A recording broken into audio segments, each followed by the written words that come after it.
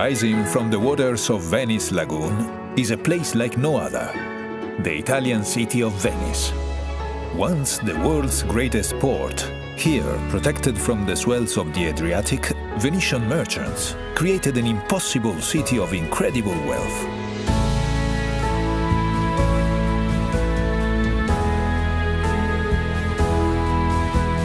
Long hailed as the most breathtaking city on earth, there is no denying that sometimes Venice can be overwhelmed with admirers. But if you take your time and treat her gently, she will reward you with moments of profound beauty and bliss.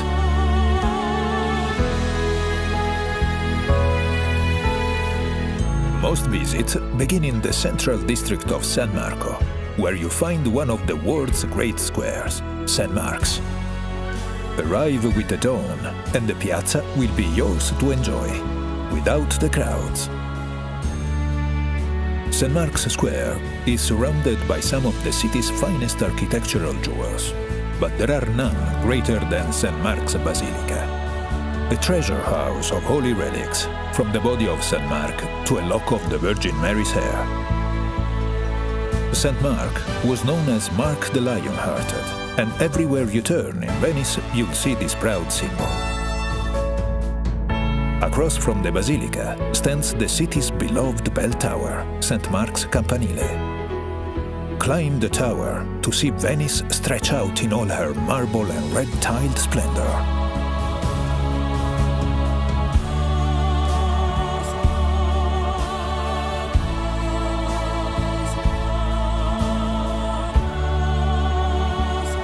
Below the tower is one of the city's great landmarks, Doge's Palace.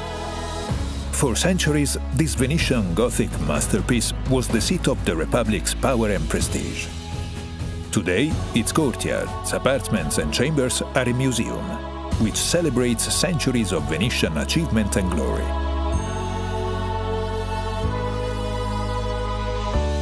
Just outside stand the columns of San Marco and San Teodoro, the traditional gateway to the city.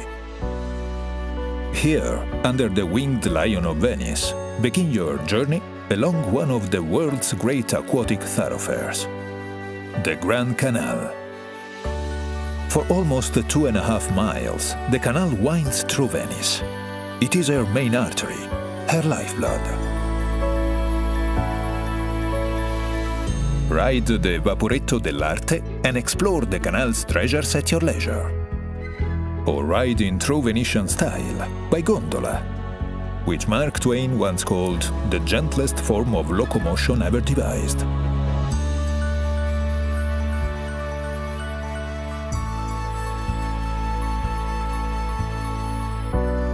Near the canal's southern mouth rises the graceful dome of Santa Maria della Salute.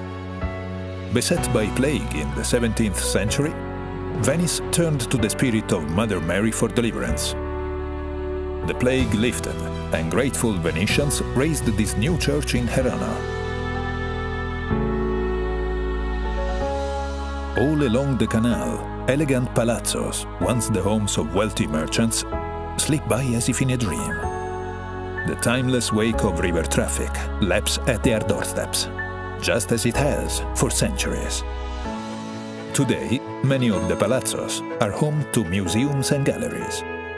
Care Zonico allows visitors to experience the opulence of 18th century Venice.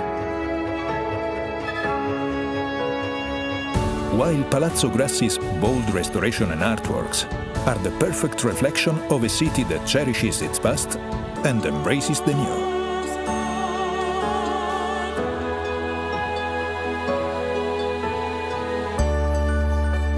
Venice has a way of capturing hearts. In the 1940s, American heiress Peggy Guggenheim made their home on the Grand Canal.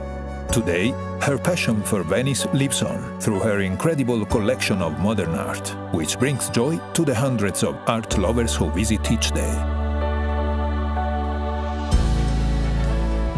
Venice is known as the City of Bridges, many of which are works of art too. The Accademia Bridge links the San Marco district to the Accademia Gallery, and offers some of the Grand Canal's finest views. The oldest of the Grand Canal's crossings is the Rialto Bridge. For over 300 years, this was the only way to cross the canal on foot, and today still stands as the grand gateway to the Rialto markets. Away from the Grand Canal, there are hundreds more bridges to explore, from the purely functional to the breathtaking. The most famous of all connects Doge's Palace to the historic prison. From the enclosed walkway, the condemned would capture one last look at their beloved city and sigh, hence the name, the Bridge of Sighs. Venice is a city to get lost in, so put away your map and let her surprise you. Follow winding alleyways that suddenly emerge into quiet piazzas and onto the steps of ancient churches. In the central area of San Marco, discover cultural treasures like the Teatro La Fenice, which, despite being destroyed 3 times by fire, arose from the ashes each time, just like its namesake.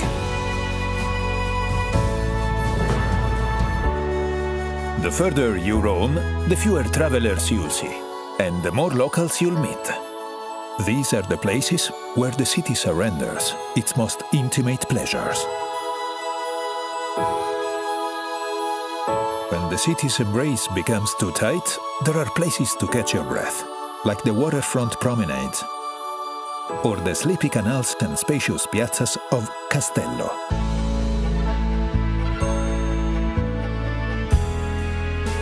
Venice was long the epicenter of European glassmaking.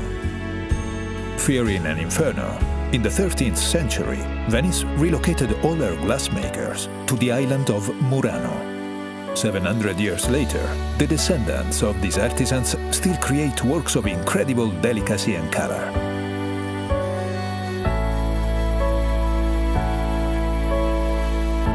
Further across the lagoon is another island famed for its color, the tiny island of Burano. Legend has it that fishermen painted their houses in distinctive colors so they could find their way home through the lagoon's fogs. While here, shop for some of the island's exquisite lace, just as Leonardo da Vinci did when he visited in 1481.